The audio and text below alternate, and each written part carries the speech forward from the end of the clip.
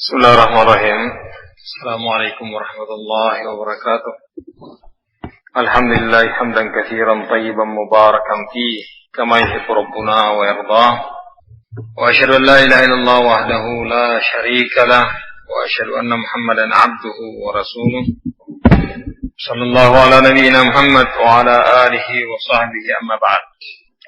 Ikhwani fid din, azakumullah. Alhamdulillah kita memuji Allah Subhanahu wa taala.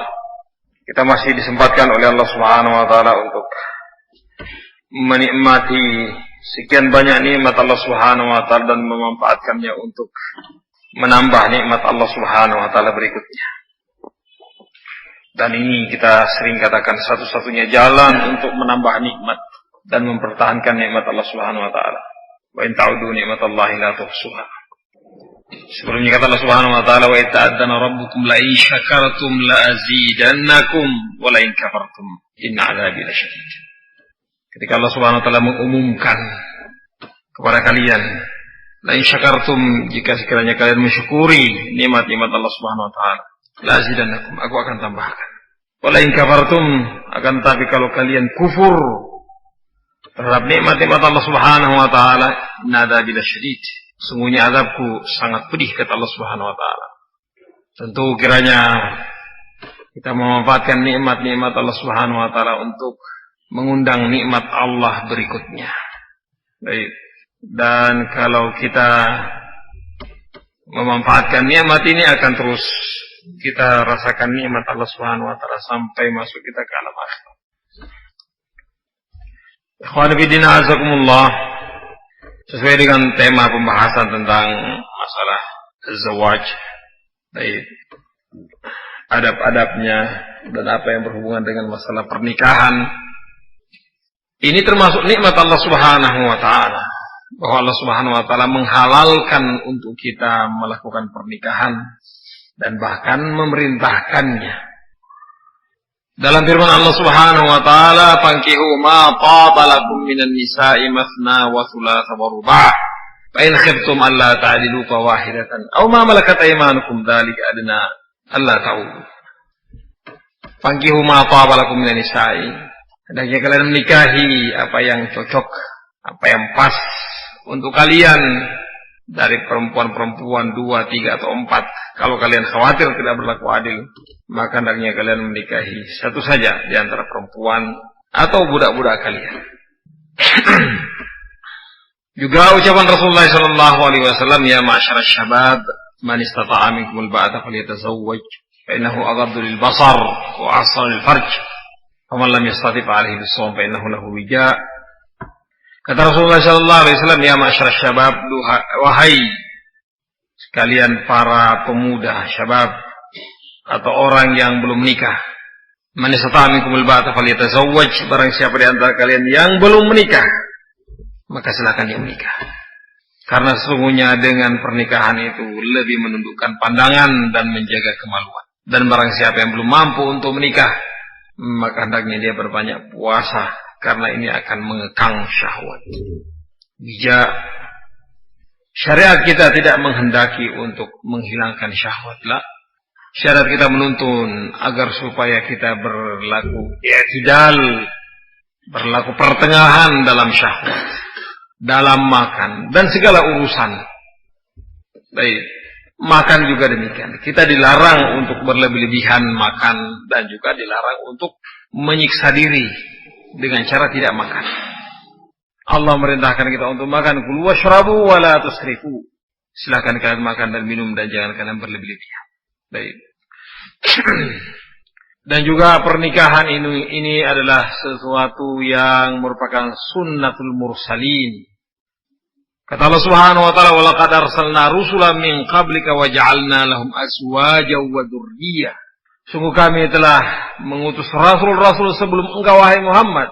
Wa ja'alna lahum azwajan wa dzurriyyah, dan kami jadikan untuk mereka istri-istri dan anak-anak keturunan. Ini aglabiyah, wa illa ada di antara para anbiya Allah yang tidak nikah tentunya. Wa hada taib nadir, cuma beberapa orang. Taib. Dan bahkan lebih dipertegas lagi oleh Rasulullah sallallahu alaihi wasallam, wa ana atazawwajun nisa faman raghiba an sunnati falaysa minni. Dan aku menikahi para perempuan, dan barang siapa yang tidak senang dengan tuntunanku ini, ajaranku ini, maka bukan dia dari golonganku. Menunjukkan adanya anjuran, arahan yang sangat dari Rasulullah SAW untuk orang melakukan pernikahan. Wala haula wala quwwata illa billah. Ini tidak ada perselisihan di antara ulama tentang pernikahan itu adalah sesuatu yang sangat dianjurkan. Banyak keutamaan di dalamnya. Disebutkan oleh Ibnu Qudamah rahimahullah ta'ala bahwa di antara kemanfaatan pernikahan itu adalah di antaranya al-walad. Di antaranya adalah al-walad, adanya anak-anak keturunan. Yang tentunya anak-anak keturunan ini di belakang hari kita harapkan doanya. Dalam hadis yang sahih, termasuk di antara sesuatu yang diharapkan oleh setiap orang nanti di hari kiamat adalah doa anak yang saleh. Waladin salih yad'ulah. Yang lainnya tentunya ilmu yuntafa'u bihi, dan yang lainnya lagi adalah waqf lillahi tabaraka wa ta'ala, sedekah jariyah. Dan yang ketiga ini adalah waladun salih yad'ulah, anak yang saleh yang senantiasa mendoakan orang tuanya. Kita diberi keutamaan oleh Allah Subhanahu wa taala melalui pernikahan ini, anak-anak yang kita harapkan doanya sepeninggal kita nantinya. Kita harapkan doanya, doa anak-anak yang saleh. Tentu kita harapkan tentunya anak-anak yang saleh. Wa illa anak yang tidak saleh, jangankan mendoakan orang tuanya, mendoakan dirinya saja tidak. Baik, maka kita berusaha berupaya agar supaya anak-anak yang lahir dari kita adalah anak-anak yang saleh. Baik.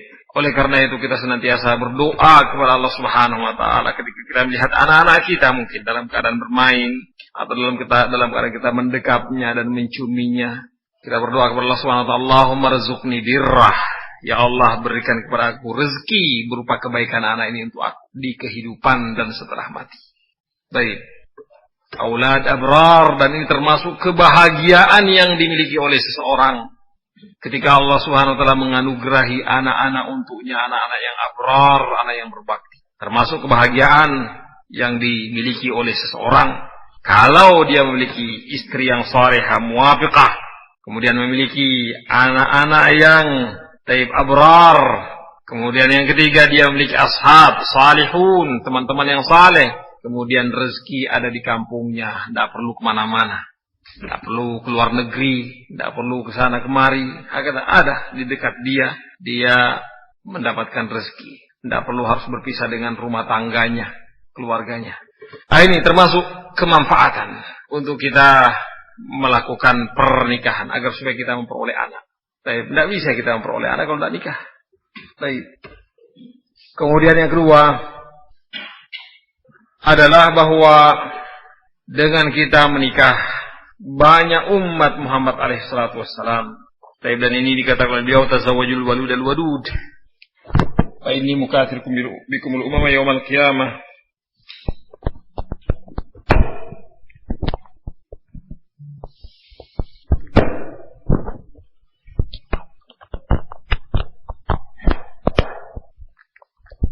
Baik. Ini harapan dan cita-cita Rasulullah sallallahu alaihi wasallam. Kemudian umat yang banyak, ini menunjukkan umat yang kuat. Dan Rasulullah SAW berbangga nanti di hari kiamat dengan banyaknya umat beliau. Kemudian di antara faedah nikah adalah at-tahassun syaitan bidafi gawail syahwah. Menjaga diri, membentengi diri dari godaan syaitan karena syahwat yang membelenggunya. Kalau orang tidak menikah, khawatirnya dia melakukan perkara-perkara yang diharamkan oleh Allah Subhanahu wa taala. Yani mungkin dia berlaku zina, atau mungkin dia melakukan adatus sirriyah, yani onani, yang diharamkan oleh Allah Subhanahu wa taala. Atau an-nazar ila al-muharramat, atau melihat dan memandang pada sesuatu yang diharamkan oleh Allah Subhanahu wa taala. Apalagi wasail-wasail yang ada sekarang ini, yakni perkara-perkara yang bisa orang terjerumus ke dalam perbuatan kemaksiatan, kehinaan dan kerendahan sangat mudah dan sangat mudah serta banyak.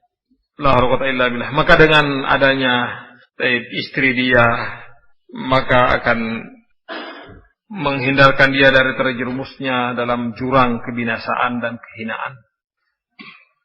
Juga termasuk di antara faedahnya adalah tarwihun nafs. Orang dengan pernikahan bisa bersenang-senang, tentram, bahagia dengan istrinya. Sebagaimana firman Allah Subhanahu wa taala, "Wa min ayati an khalaqalakum min anfusikum azwajan litaskunu ilaiha wa ja'ala bainakum mawaddatan wa rahmah." Cinta dan kasih sayang tumbuh di tengah keluarga.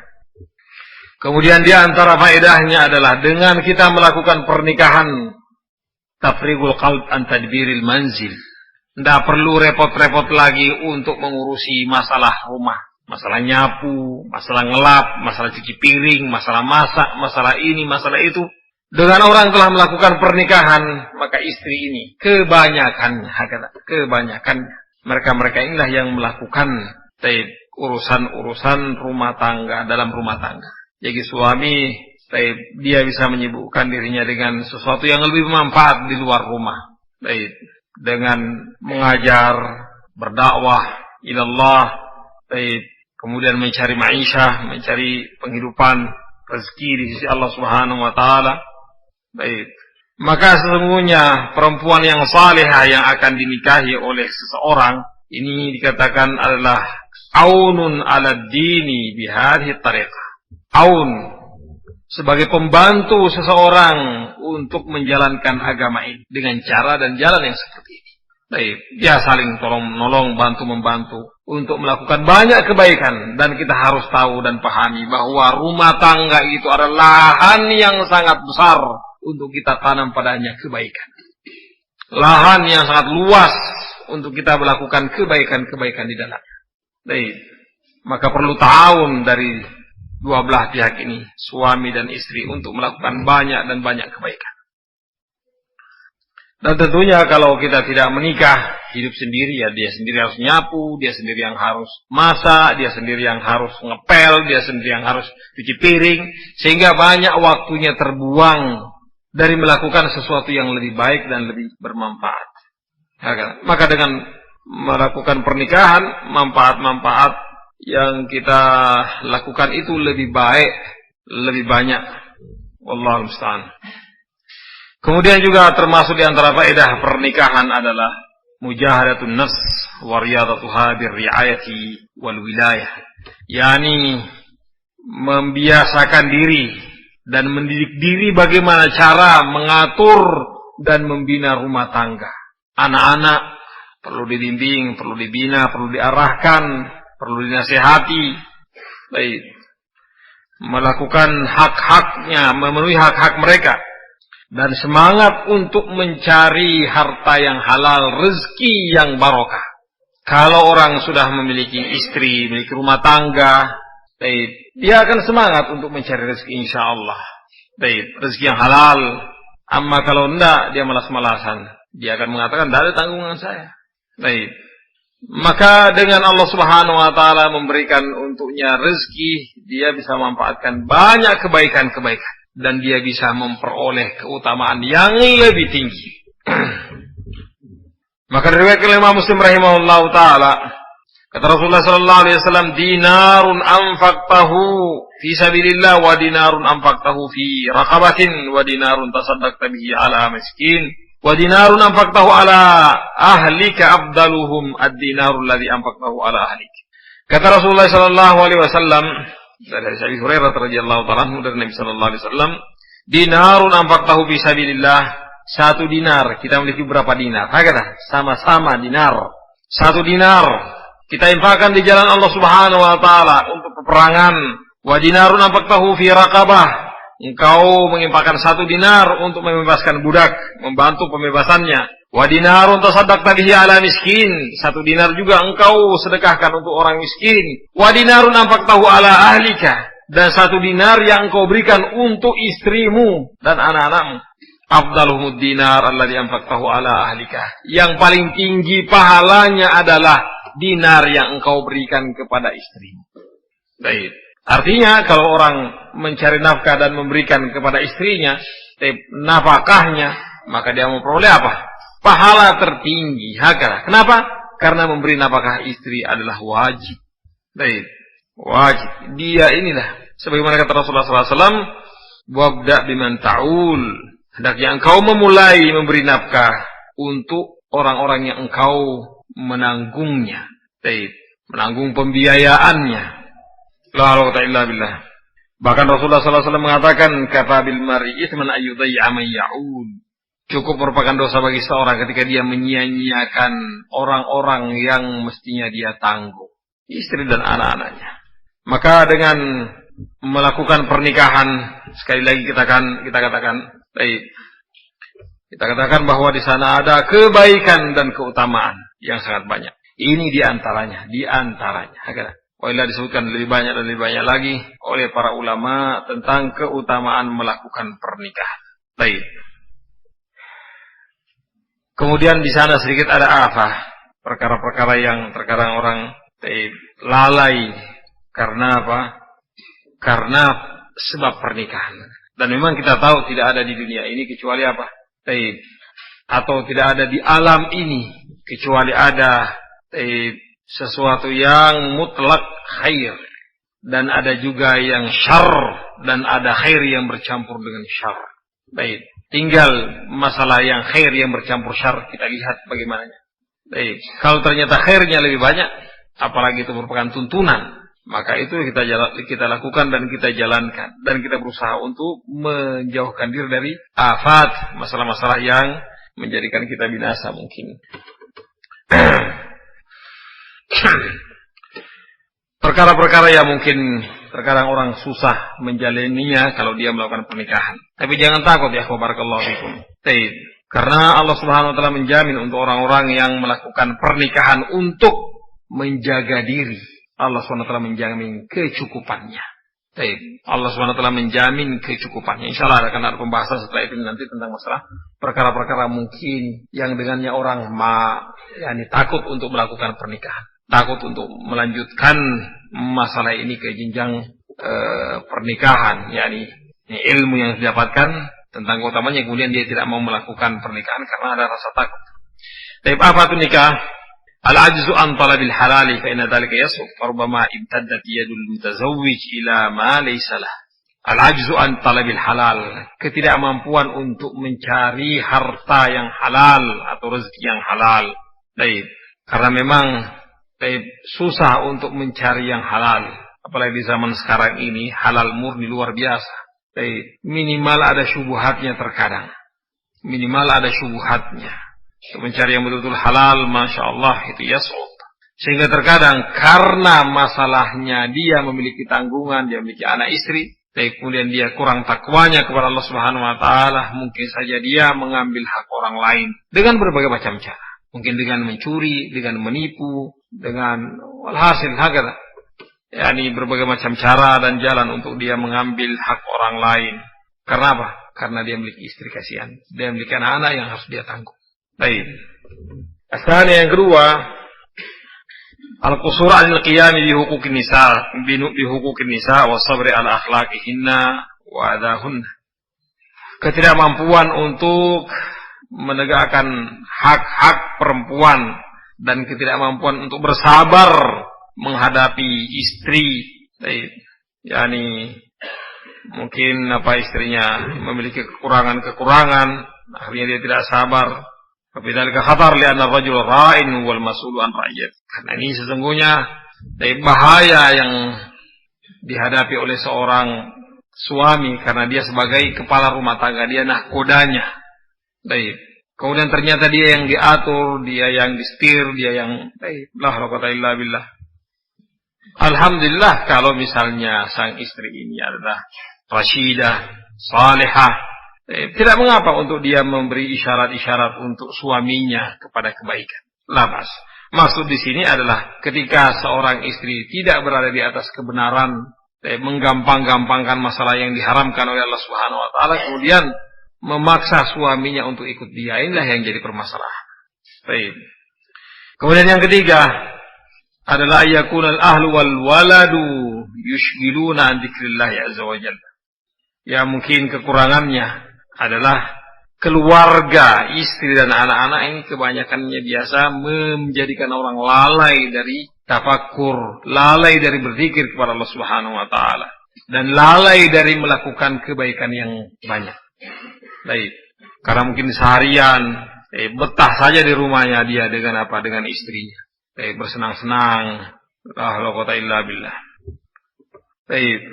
Maka dari sini tinggal kita sebagai seorang muslim mukmin salafi sunni menimbang mana gerangan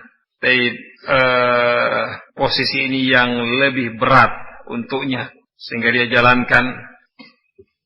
Dikatakan oleh Ibnu Qudamah rahimahullah taala, bal yanbaghi lil muridi ay yurida nafsahu ala hadhil ahwal.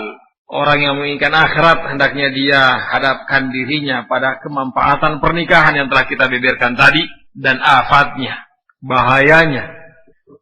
Fa in intafat anhu al-afat wajtamat lahu al-fawaid. Kalau ternyata faedah-faedah ini lebih baik untuk dia dan dia usahakan untuk bisa menggeser kemungkinan jelek ini, tentunya dengan cara apa? Memilih calon istri yang salehah sebagaimana kriteria yang disebutkan oleh Rasulullah SAW. Baik.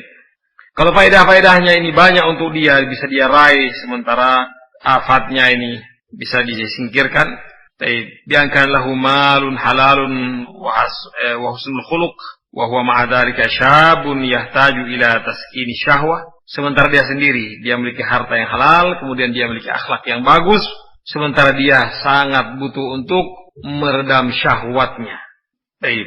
Wa munfaridun yahtaju ila tadbiril manzil, sementara dia masih sendirian yang butuh dia pembantu untuk mengurusi rumahnya.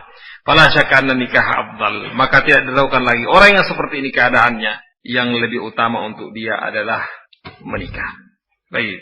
Wa intabat hadhil fawaid wajtamat fihi al-afat. Kalau faedah-faedah ini tidak ada pada dia, mungkin wajtamat fihi al-afat dan bahkan kekhawatirannya luar biasa, fatarkuhu afdal.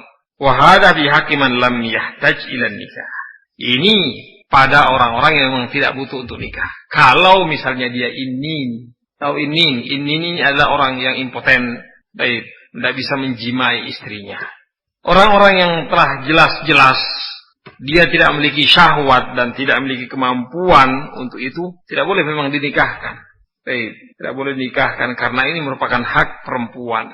Bahkan seandainya dia menikah, kemudian ternyata dia tidak mampu untuk menjimai istrinya, maka diberi, para ulama kita berfatwa agar supaya dia diberi tempo setengah tahun atau 1 tahun untuk berobat. Dan jika sekiranya setahun dia berobat dan tak sembuh-sembuh pula dari penyakit ini, maka si perempuan boleh minta untuk diceraikan. Baik.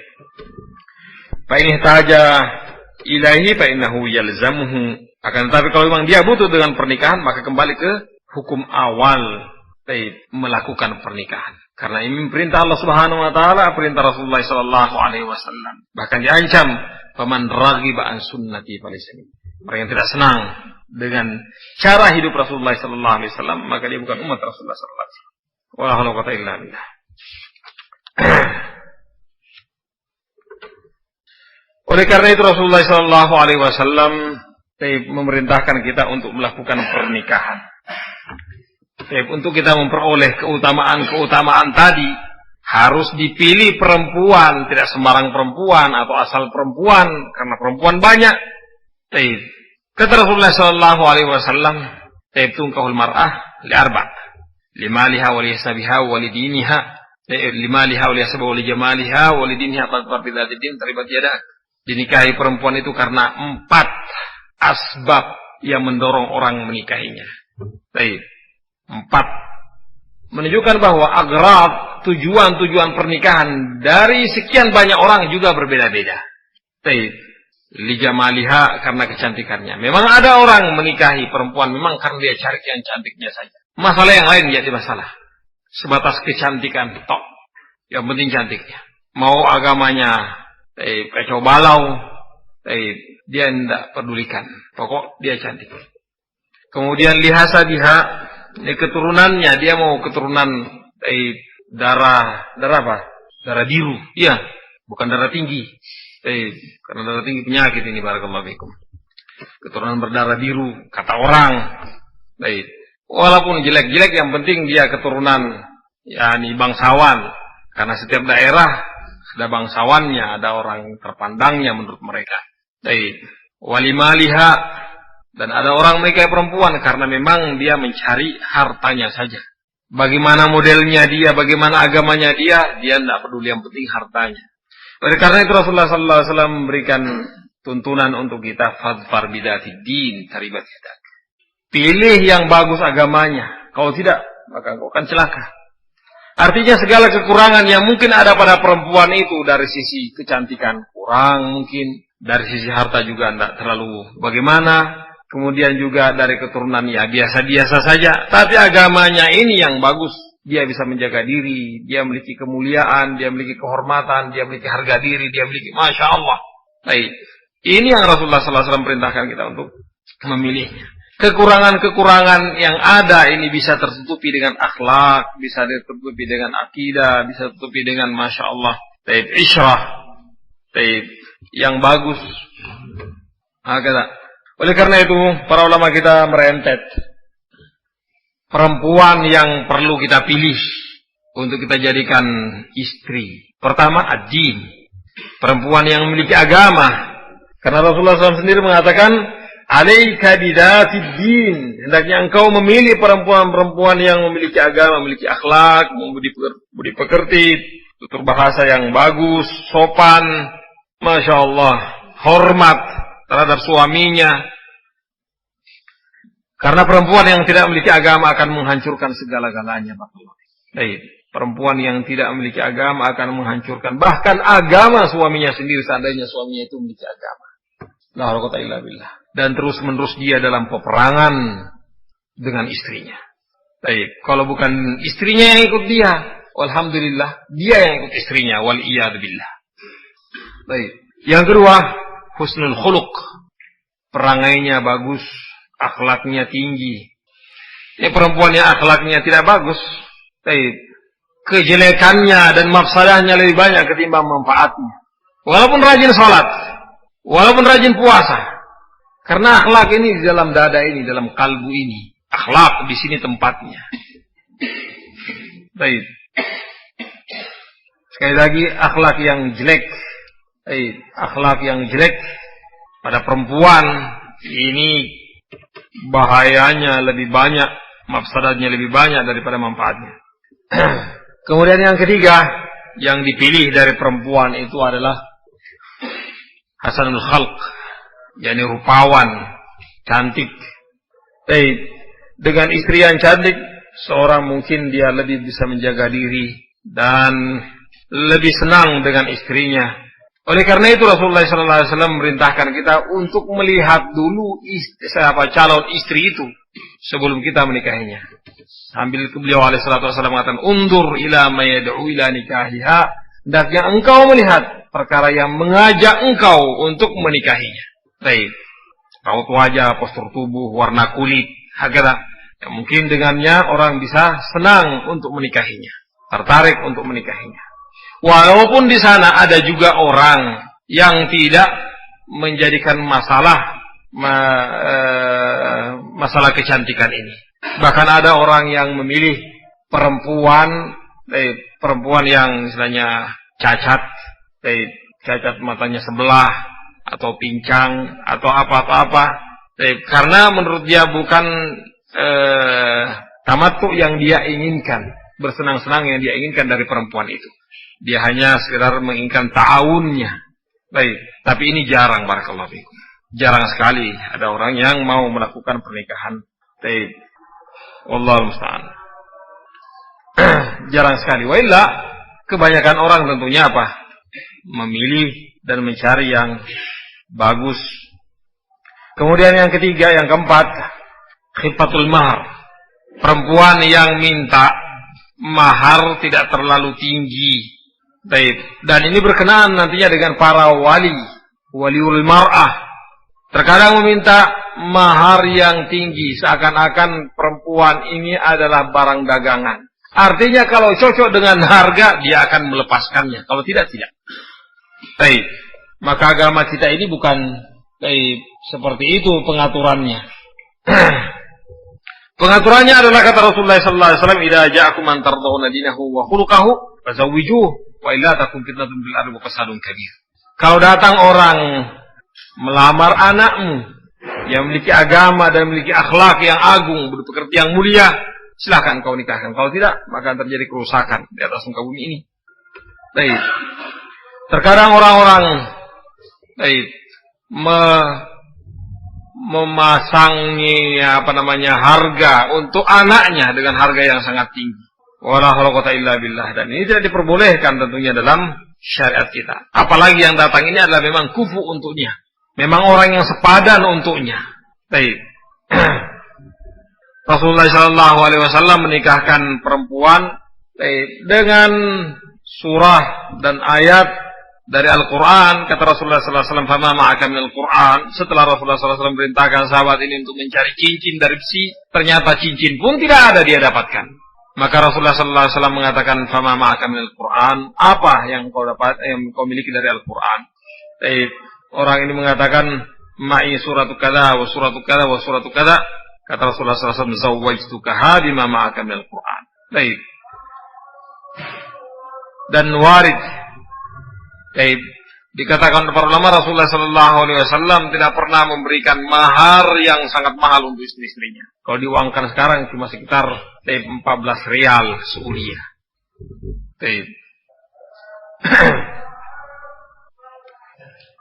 Kata Umar bin Khattab radhiyallahu ta'ala anhu, "La tughalu fi mahrin nisa." Jangan kalian mempermahal maharnya perempuan. Baik.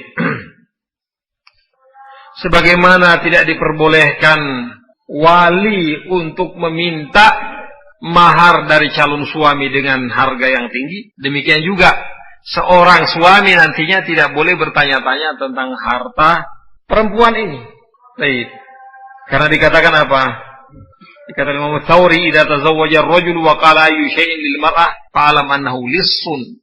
Kalau seorang laki-laki sudah menikahi perempuan, kemudian dia bertanya tentang harta-harta perempuan ini, ketahuilah bahwa laki-laki ini adalah pencuri. Dia mau nikah hanya sekedar untuk mencari harta perempuan tersebut. Wala quwwata illa billah. Yang kelima dari perkara-perkara yang mestinya dipilih oleh seorang adalah al-bakarah, keperawanan. Hadza wal asl. Akan mungkin keluar dari asal ini kalau memang ada maslahah. Seperti kisahnya Jabir. Dia menikahi janda karena maslahah. Dia memiliki saudara, adik-adik perempuan yang banyak, sehingga dia harus menikahi janda yang agak lebih tua untuk mengurusi adik-adiknya. Alasannya ke Rasulullah SAW, "Ya Rasulullah, kalau aku nikahi perempuan yang sebaya dengan adik-adik saya, ini cuma sama saja kalau menambah kerepotan. Semuanya harus diurusi. Tapi kalau aku memilih yang agak lebih tua, dia tahu masalahnya, harus ngurus ini, maka dia bisa mengurusi semuanya." Asalnya tentunya adalah al-bakarah. Bahkan Rasulullah SAW mengatakan, "Halla bikran tulaibuka wa tulaibuha." Kenapa bukan perawan yang engkau nikahi, yang dengannya engkau bisa bermain-main dengannya, dia bermain-main dengan engkau. Dan dikatakan, "Wali anha tuhibbu zawja wa tulifu aktsar min as-sayyid."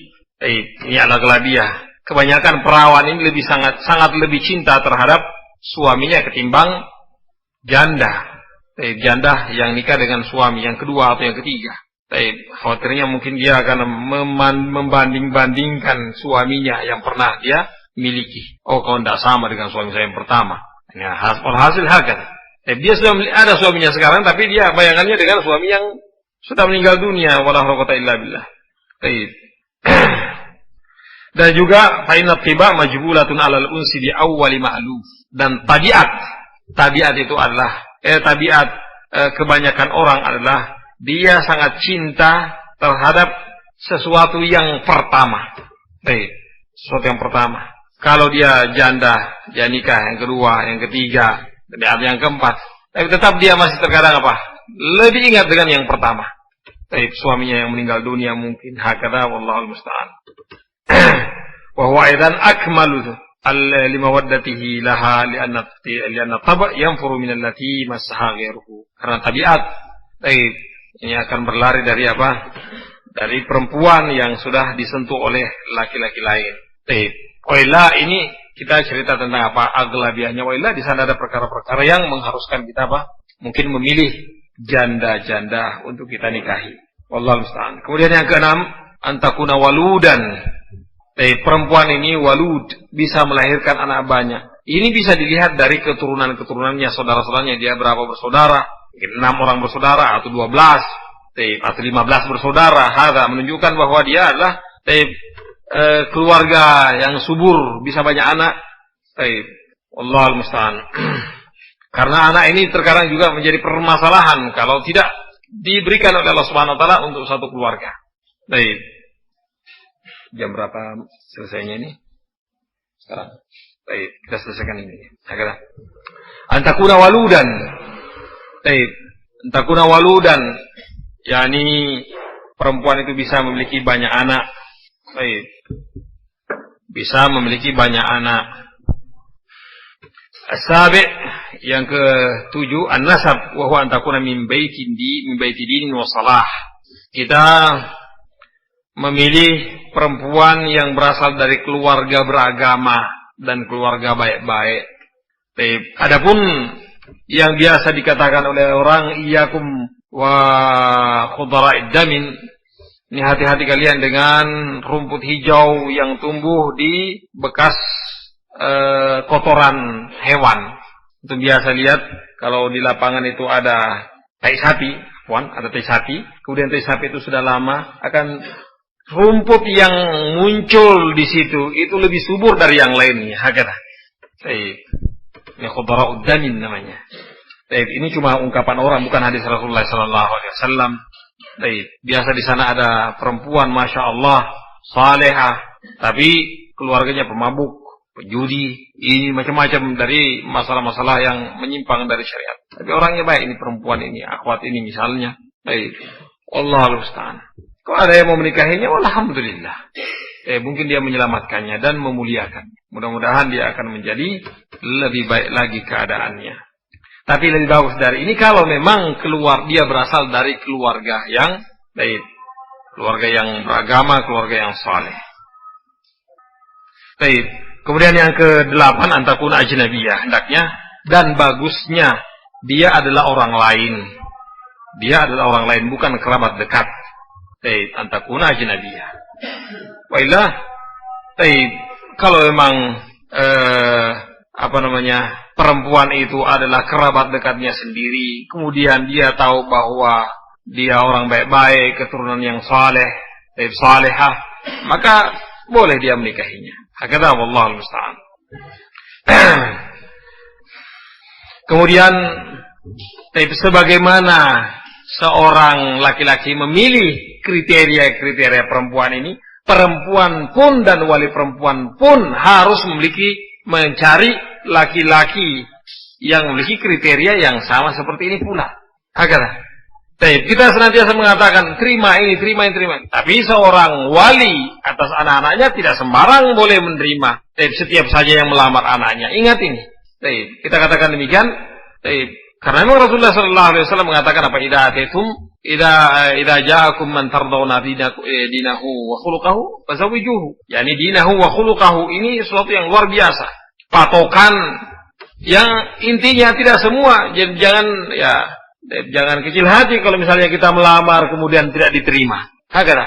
Kemudian setelah itu kita beberkan ke dia ini dia menghalang-halangi pernikahan ini begini. Ya mungkin menurut dia apa? Kita ini belum layak. Hakata. Tidak memenuhi standarnya dia. Hakata. Ya sabar saja, insyaallah cari yang lain. Wallahul musta'an. Seorang bertanya kepada Al-Hasan Al-Basri, "Mimman uzawwiju ibnati?" Aku akan nikahkan dengan siapa anak perempuanku ini? Kata Al-Hasan rahimahullah ta'ala, "Mimman yattaqillah." Hendaknya engkau menikahkan dia dengan seorang laki-laki yang bertakwa kepada Allah Subhanahu wa taala. Ingat ini, kata takwa dalam artian yang luas. Hakata. Kenapa? Fa innahu in ahabbaha akramaha. Kalau dia mencintainya, dia akan memuliakannya. Wa in abghadaha lam yadhlimha. Kalau dia tidak senang, dia tidak akan menganiaya. Kalau dia mencintainya, dia akan memuliakannya. Kalau dia tidak mencintainya, dia tidak akan menganiayanya. Baik, kita cukupkan sampai sini. Insyaallah kita sambung biidznillah taala ba'da isya sedikit. Allahu musta'an. Subhanakallah bihamdika asyhadu an la ilaha illa anta astaghfiruka wa atubu ilaik. Bismillahirrahmanirrahim. Alhamdulillah. Alhamdulillah hamdan katsiran tayyiban mubarakan fihi kama yuhibbu rabbuna wa yarda. Wa asyhadu an la ilaha illallah wahdahu la syarika lahu wa asyhadu anna Muhammadan 'abduhu wa rasuluh. Sallallahu ala nabiyyina Muhammad wa ala alihi wa sahbihi amma ba'd. Khawadi fiddin azakumullah. Kita melanjutkan pembahasan kita. Terakhir pembahasan tentang masalah perempuan yang mestinya kita cari untuk kita nikahi sebagai pendamping hidup kita. Tentunya kebalikannya, seorang wali dan bahkan seorang perempuan berhak untuk memilih calon hidup dia, yang akan membimbing dia, yang akan membawa dia ke alam akhirat dengan tentunya keselamatan yang akan diraih dan dicapai. Wallahul musta'an. Tentu laki-laki yang datang melamar, yang dipilih tentu adalah yang beragama, kemudian akhlaknya bagus. Akhlak ini dalam makna yang sangat luas, ya ikhwani fiddin azakumullah. Makna yang luas. Akhlak ada dalam dada. Seperti misalnya rajin. Rajin itu termasuk akhlak. Rajin. Kemudian juga penyabar, tahammul. Sekian banyak akhlak yang perlu kita miliki atau dimiliki oleh orang yang mau melamar putrinya seseorang. Akhlakul karimah. Rajin ibadah tapi malas bekerja atau malas mencari nafkah. Baik. Atau malas melakukan sesuatu yang bahkan bermanfaat untuk dirinya sendiri. Tidak tahu apa yang mesti dia lakukan dan apa yang harus dia dahulukan. Karena masalah-masalah kehidupan ini ada yang perlu didahulukan, ada yang dibelakangkan. Baik. Ada yang harus disegerakan. Wala haula quwwata illa billah. Ini masalah akhlak. Ya, ini bicaranya Masya Allah sopan. Baik. Gampang menyapa, memberi salam, gampang tahun, gampang memberi faedah, gampang memberi manfaat untuk saudaranya. Ini husnul khuluq. Laki-laki yang seperti ini yang tentunya dicari agar untuk dijadikan mantu. Demikian juga yang ketiga, mestinya laki-laki yang melamar ini yang dipilih, ya tentunya yang gagah. Baik. Kemudian yang keempat, ya ini tentunya dia yang kaya. Dia memiliki kemampuan. Sebagaimana kata Rasulullah sallallahu alaihi wasallam, "Man istata'a minkumul ba'ah." Ba'ah di sini diartikan oleh para ulama kita bahwa kemampuan dia untuk jima dan kemampuan dia untuk memberi mahar. Seterusnya tentunya adalah nafkah. Nafkah untuk istrinya. Baik. Wallahul musta'an. Tentu juga kita sebelum melangkah ke masalah pernikahan kita harus tahu tentunya apa syarat-syarat untuk orang melakukan pernikahan. Jadi pertama bahwa kedua mempelai, laki dan perempuan harus ridha dengan pernikahan itu. Tidak boleh dipaksa. Tidak boleh dinikahkan seorang perawan oleh walinya sampai dia minta izin. Dan tidak boleh dinikahkan seorang janda oleh walinya sampai wali ini melakukan musyawarah dengan janda tersebut. Sehingga tidak boleh dipaksa. Baik, kalau memang dia tidak suka, maka jangan dipaksa. Wala haula quwwata illa billah. Baik, jangan dipaksa. Demikian pula selanjutnya, kalau perempuan ini memilih seorang laki-laki yang tidak sekufu dengannya dalam masalah akhlak, dalam masalah agama, maka walinya tidak boleh menikahkannya. Baik, tidak boleh menikahkannya. Karena dia akan apa? Menterlantarkan tanggung jawabnya. Kalau dia nikahkan perempuan, apakah itu anaknya atau ponakannya atau orang yang dalam tanggungannya kepada laki-laki yang tidak beragama, tidak berakhlak, maka sungguh dia telah menyia-nyiakan amanah yang dibebankan di atas pundaknya. Baik. Akan tetapi kalau orang yang datang ini adalah orang yang saleh, orang yang taat kepada Allah Subhanahu wa taala, akhlaknya, perangainya bagus. Kemudian walinya menolak. Sebagian ulama mengatakan bahwa perwaliannya bisa gugur dan boleh dinikahkan oleh orang yang ada setelahnya dari wali-walinya. Agar kalau misalnya ayahnya tidak mau, maka kakeknya yang menikahkannya. Walhasil hakada, wallahu musta'an. Jadi keduanya harus ridha antara satu dengan yang lainnya. Baik. Tentunya ridhanya seorang perempuan di zaman dahulu sukutuha kata Rasulullah sallallahu alaihi wasallam, wallahu alam di zaman sekarang ini. Baik, di zaman sekarang ini mungkin lebih vulgar perempuan mengatakan iya atau tidak. Baik, wallahu musta'an. Lebih gampang dia menyatakan iya atau tidak. Di zaman dahulu mungkin malu-malu perempuan itu. Baik. Karena biahnya, lingkungannya memang yang membentuk kepribadian mereka untuk malu. Kemudian yang kedua adalah adanya wali. Wali untuk perempuan yang akan menikahkan perempuan ini. Maka wali ini yang bertanggung jawab nanti di hari akhirat kalau dia salah dalam menikahkan anak perempuan ini. Dia yang dimintai pertanggungjawabannya di hadapan Allah Subhanahu wa taala. Kalau dia menahan-nahan anak yang ada dalam tanggungannya dari menikahkannya dengan seorang laki-laki tanpa alasan syar'i, sehingga dia mungkin menjadi perawan tua. Menjadi perawan tua, susah hidupnya di dunia dan tak pernah disebut setelah matinya. Karena tidak ada anak keturunannya.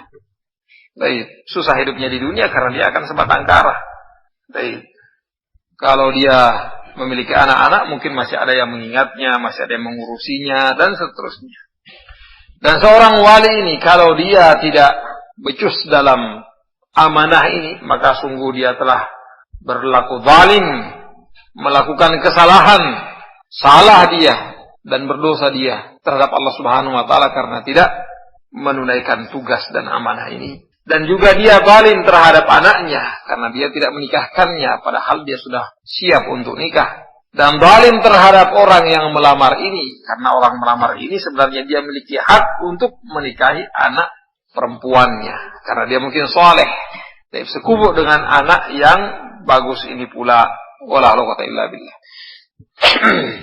Kemudian setelah itu adalah syahid. Adanya saksi yang menyaksikan pernikahan itu. Adanya saksi yang menyaksikan pernikahan itu.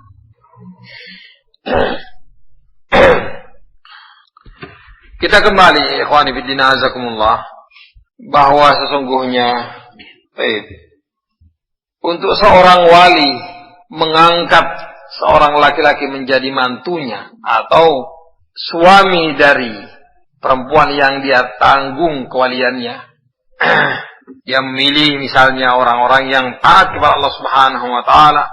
Sebagaimana kata Allah Subhanahu wa taala, menceritakan tentang Nabiullah Musa alaihissalatu wassalam bersama dengan orang saleh yang ada menghuni negeri Madian. Ketika sang orang saleh ini didatangi oleh Musa alaihissalatu wassalam dan menceritakan segala sesuatunya, dia mengatakan inni uridu an unkihaka ihdabnatayya hataini ala an ta'jurani thamaniya hijaj fa in atmamta 'ashran fa min 'indik wa ma uridu an ashqa 'alaika satajiduni insyaallahu minas salihin. Yang sebelumnya perempuan ini, anak orang saleh ini, ya perempuan juga salehah, dia mengatakan kepada ayahnya, ya abati istajir fa inna khaira man istajartal qawiyul amin. Wahai ayahku, angkat dia menjadi seorang pegawai atau pekerja kita. Karena sebaik-baik orang yang engkau angkat menjadi pekerja atau pegawai kita adalah al-qawiyul amin, orang yang kuat, lagi terpercaya, penuh amanah. Kuat di sini, dia tahu kerjanya apa dan dia mampu melakukannya. Kuat dalam artian kecerdasannya mungkin, fisiknya, keterampilannya dan segala sesuatunya qawi. Ada kuat badannya, berotot, tapi tidak tahu apa yang dilakukan. Ini juga lemah namanya, lemah akalnya. Walaupun jasadnya, walaupun fisiknya biasa-biasa saja, tapi dia tahu dan dia berakal, bahkan mungkin bisa lebih kuat dari orang yang berotot. Dia dengan akalnya melakukan sesuatu yang bisa terlaksana walaupun bukan dengan tenaga yang sangat kuat. Mungkin ada. Al-Qawiyul Amin, yang kuat lagi terpercaya. Kuat dan terpercaya. Ada juga, banyak juga orang yang kuat kerja, kuat cerdas juga, tapi tidak terpercaya. Ngambil harta orang lain, ngambil harta milik majikannya, tuannya, tidak amanah, membiarkan sesuatu milik tuannya rusak begitu saja, terbengkalai. Termasuk dia di antara orang-orang yang dimintai pertanggungjawabannya di hadapan Allah Subhanahu wa taala. Dia sebagai pekerja, dia harus menjaga hak milik tuannya, bosnya, orang sekarang bilang. Menjaga dari kerusakan, menjaga dari ini, menjaga dari itu. Walhasil hakala. Ketika kelihatan memang bahwa Nabiullah Musa alaihissalam memiliki sifat ini barakallahu fikum, sifat ini Qawiyul Amin, sifat yang mestinya dimiliki oleh seorang muslim mukmin sebelum menjadi syarat untuk para pebisnis dan pengusaha. Pebisnis dan pengusaha, dia harus memiliki dua syarat ini untuk berusaha. Kapan salah satu dari dua syarat ini tidak terpenuhi, maka dia tidak akan laku di pasaran. Betapa banyak orang mendapatkan kekayaan, mendapatkan duit, mendapatkan rezeki dari Allah Subhanahu wa taala, padahal modal berupa materi tidak ada. Yang ada hanya kepercayaan. Dari kepercayaan ini dia bangun usahanya. Wallahu musta'an. Tapi kalau sudah tidak dipercaya lagi, kelas untuk membangun kepercayaan yang sangat-sangat sulit. Walhasil Nabiullah Musa alaihissalam dinikahkan dengan putri orang yang saleh ini karena dia memiliki dua persyaratan. Kita berpindah masalah. Ternyata ikhwani fillah azakumullah, ada perkara-perkara yang terkadang menjadikan orang segan untuk melakukan pernikahan atau takut, bisa dikatakan demikian, untuk melakukan pernikahan. Padahal dia sudah mampu untuk menikah. Umurnya sudah cukup, misalnya. Ada pekerjaannya. Kemudian dia sehat walafiat. Zahir, secara zahir. Allahumma kalau mungkin dia tidak bisa ini dan bisa itu. Yang kita tidak tahu. Tapi kalau kita mendapati orang tersebut memiliki kemampuan, kita nasihati untuk dia bisa menikah agar supaya mendapatkan keutamaan yang lebih banyak dan lebih banyak. Termasuk di antaranya perkara-perkara yang menghalangi orang melakukan pernikahan adalah rasa takut itu sendiri, yang syaitan menakut-nakutinya. Asy-syaitanu ya'idukumul faqra wa ya'murukum bil fahsya wallahu ya'idukum maghfiratan minhu wa fadla. Syaitan senantiasa menakut-nakuti dia dengan kefakiran. Syaitan akan datang kepada dia, kau makan apa nantinya? Kau ini belum punya pekerjaan tetap. Juga kau masih tinggal sama orang tua engkau. Engkau ini bakal makan apa nantinya? Engkau bakal dan seterusnya.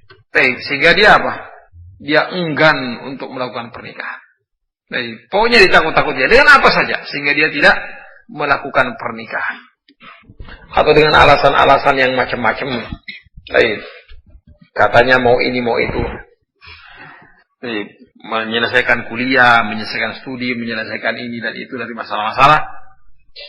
Padahal dia sebenarnya sudah pengen sekali nikah, tapi dia terhalang oleh masalah-masalah yang seperti ini. Ini juga termasuk penghalang-penghalang yang perlu kita hilangkan agar supaya kita bisa mendorong saudara kita untuk melakukan pernikahan.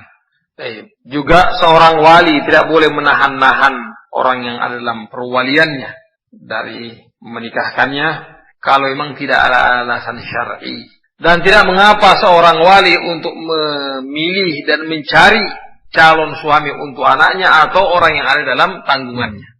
Tapi sebagaimana masyhur dalam kisah ketika Hafsah telah menjanda, Umar bin Khattab radhiyallahu taala anhu menawarkan putrinya ini kepada Abu Bakar As-Siddiq radhiyallahu taala anhu untuk dinikahi. Dan ini sekali lagi bukan aib. Bukan aib. Walaupun untuk suku-suku tertentu dan daerah-daerah tertentu ini dianggap aib besar dan sangat-sangat memalukan. Anehnya kalau sudah hamil duluan baru nikahkan tidak malu. Ya subhanallah. Rasulullah Umar bin Khattab radhiyallahu taala anhu menawarkan kepada Utsman bin Affan radhiyallahu taala anhu. Baik, keduanya enggan untuk menerimanya karena Rasulullah SAW telah menyebut nama Hafsah. Baik, sehingga setelah itu Rasulullah SAW melamarnya dan nikah dengan Hafsah ini. Baik, radhiyallahu taala anha. Hakada. Baik. Demikian juga termasuk penghalang, tentang masalah khawatirin dan takut ini banyak. Barakallahu fikum, banyak orang. Padahal yang namanya kekayaan kita sendiri mungkin sebelum kita nikah tidak ada apa-apanya. Kita setelah itu Allah Subhanahu wa taala berikan kemudahan dan rezeki yang banyak. Kenapa kita harus menahan-nahan anak kita untuk menikah dengan orang yang mungkin kehidupannya sederhana? Yang penting ada kelihatan dari dia kebaikan-kebaikan, boleh kita nikahkan. Mudah-mudahan setelah itu Allah Subhanahu wa taala membukakan rezeki untuknya. Kata Allah Subhanahu wa taala, "Yakunu fuqara yughnihimullahu min fadli." Kalau mereka adalah orang-orang miskin, maka Allah Subhanahu wa taala yang akan memberikan kekayaan dari sisinya. Baik. Oleh karena itu Abu Bakar As-Siddiq radhiyallahu taala anhu mengatakan, "Atiullaha fi an-nikah fa innahu munjizum ma wa'adakum." Abu Bakar As-Siddiq radhiyallahu taala mengatakan, taati Allah Subhanahu wa taala dalam permasalahan pernikahan secara khusus dan yang lainnya secara umum, maka Allah Subhanahu wa taala akan memberikan apa yang Allah janjikan untuk kalian, yakni berupa rezeki. Karena orang takut terkadang untuk melakukan pernikahan hanya karena masalah rezeki. Katanya belum memiliki pendapatan yang penghidupan yang mapan, gaji yang cukup, dan seterusnya. Insyaallah setelah pernikahan Allah Subhanahu wa taala akan memberikan apa? Memberikan dan membukakan untuknya pintu-pintu rezeki. Wa hadza mujarrab. Ada orang ketika dia sendirian, usaha ini lancar, usaha itu macet, usaha ini begitu dia nikah, maka Allah Subhanahu wa taala buka pintu-pintu rezeki. Banyak yang membantu dia dengan doa. Istrinya dia, mertuanya dia, orang tuanya dia sendiri. Sehingga pintu-pintu rezeki untuk dia terbuka lebar. Dan Allah Subhanahu wa taala memang berjanji akan membantu orang yang menikah dengan tujuan untuk iffah, menjaga dirinya. Hakada wallahu musta'an. Kemudian termasuk di antara penghalang-penghalang adalah mahalnya mahar. Mahalnya mahar. Daerah-daerah dan suku-suku tertentu mereka membuat mahar yang luar biasa. Yang antum mungkin akan mengatakan kalau kayak gini tidak bakal nikah kita. Daerah tertentu mahalnya sampai ratusan juta. Suku-suku tertentu di Indonesia ini. Ditanya berapa mahalnya, dia bilang 100 juta, 150 juta. Atau kalau bukan uang mahar, maharnya mungkin tidak seberapa, tapi uang belanjanya, uang belanja yang dibebankan atas laki-laki ini terkadang terlalu mahal. Uang pesta atau uang walimah namanya. Maharnya lain, uang walimahnya lain. Uang walimah ini yang terkadang terlalu memberatkan karena pengen pesta besar-besaran. Wala haula quwwata illa billah. Sampai harus membayar 50 juta, 75 juta, 100 juta. Ya subhanallah. Ini termasuk penghalang-penghalang. Akhirnya orang tidak bisa nikah karena dihadapkan dengan apa? Dengan beratnya mahar ini. Besarnya mahar ini atau uang yang akan diserahkan untuk acara walimah. Hada ikhwani fillah azakumullah. Kesimpulannya, setelah kita tahu dan paham tentang keutamaannya, tentang bagaimananya, tinggal dua. Pertama, orang yang mampu dan orang yang belum mampu. Orang yang mampu inilah yang diperintahkan untuk menikah. Sebagaimana dalam hadis dan sebagaimana dalam ayat Allah Subhanahu wa taala, ya masyarakat syabab man istata'a minkum al-ba'ata falyatazawwaj. Kalau dia mampu dengan sendirinya melakukan proses itu, maka fadhal silakan. Kalau dia kurang mampu, maka perlu ada orang-orang yang memfasilitasinya.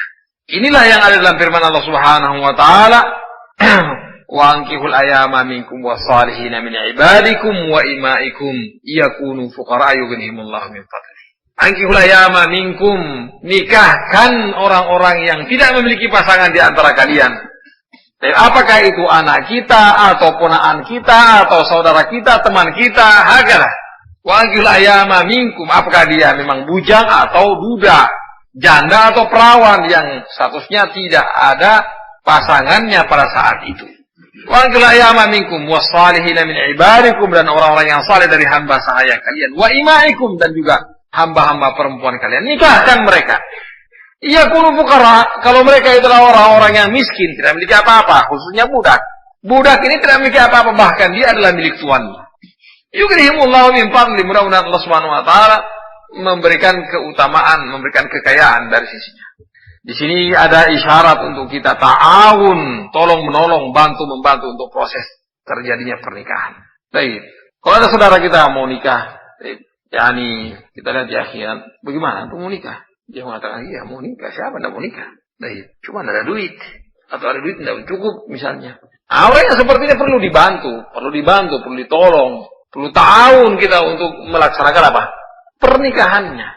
Baik. Dan harus ada orang yang memperantarainya. Dia kan tidak akan mungkin untuk meminta-minta karena malu dia. Agar. Di sinilah letak firman Allah Subhanahu wa taala, "La khaira fi katsirin min najwahum illa man amara bi sadaqatin aw ma'rufin aw islahin bainan nas." La khaira fi katsirin min najwahum, tidak ada kebaikan dari kebanyakan yang mereka perbincangkan, bisik-bisikkan, illa man amara bi sadaqatin aw ma'ruf, kecuali orang-orang yang merintahkan untuk bersedekah atau ma'ruf atau islahin bainan nas. Masalah kita, titik permasalahannya adalah apa? Sedekah. Ada orang yang memperantarainya.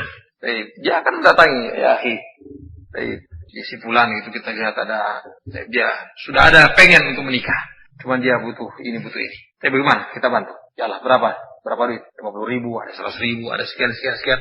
Sesuai dengan kemampuan masing-masing. Kemudian kita serahkan kepadanya. Agar bahkan disebutkan para ulama tentang masalah masarifuz zakah untuk seseorang yang mau nikah. Termasuk diantaranya untuk kita serahkan dan berikan kepadanya uang zakat. Apalagi sedekah. Ini terkadang barakallahu fikum terlupakan. Maka perlu kita ta'awun. Kita bicarakan, mungkin si bulan bisa membantu sekian lah. La yukallifullahu nafsan illa wus'aha. Atau ada orang yang menanggungnya. Dia akan mengatakan, berapa duitmu sekarang? Oh, dia mengatakan sekian. Insyaallah nanti ada yang tanggung walimahnya. Berapa orang yang kita undang? Sekian orang. Pas, selesai. Barakallahu fikum. Ini perlu ada ta'awun. Dan memberikan kemudahan agar supaya gampang dan mudah terjadinya pernikahan. Karena kita sangat mengkhawatirkan di zaman sekarang ini, fasilitas untuk orang rusak terjerumusnya ke dalam lembah kehinaan itu terlalu banyak. Mungkin kita lihat anak tersebut masih bagus-bagus saja, padahal kita tidak tahu kalau di kamarnya ada sesuatu yang senantiasa dia lihat. Dari HP-nya mungkin. Dia masuk ke internet, itu awal untuk dia terjerumus ke dalam perzinahan yang betul-betul perzinahan. Wala hawla wala quwwata illa billah. Zaman sekarang ini sangat mudah orang untuk melakukan sesuatu yang orang tidak bisa melihat. Ya apa tahunya orang tua kalau dia melakukan sesuatu di kamarnya. Telepon-teleponan, saling melihat antara satu dengan yang lainnya. Ya subhanallah. Oleh karena itu ikhwani fillah azakumullah, nasihat untuk kita semuanya di semua tempat agar supaya kita memudahkan terjadinya proses pernikahan ini. Tahun untuk terjadinya proses pernikahan. Mudah-mudahan Allah Subhanahu wa taala senantiasa memberikan kepada kita petunjuknya dan kemudahannya. Wallahu musta'an. Ada pertanyaan ya, Pak? Kalau tidak kita tutup dengan kapan saja. Yakni nasihat yang kita tidak bisa katakan singkat karena sudah berapa lama dari tadi pada maghrib sampai sekarang. Mudah-mudahan nasihat ini bisa memberi manfaat. Kalau ini sudah merupakan suatu ilmu, maka sekedar pengingat saja. Dzakir fa inna dzikra tanfa'ul mu'minin. Kalau tidak, maka itu adalah satu tambahan dari. Dan kalau ternyata di sana ada kesalahan, maka itu datangnya dari syaitan dan dari kelemahan anak.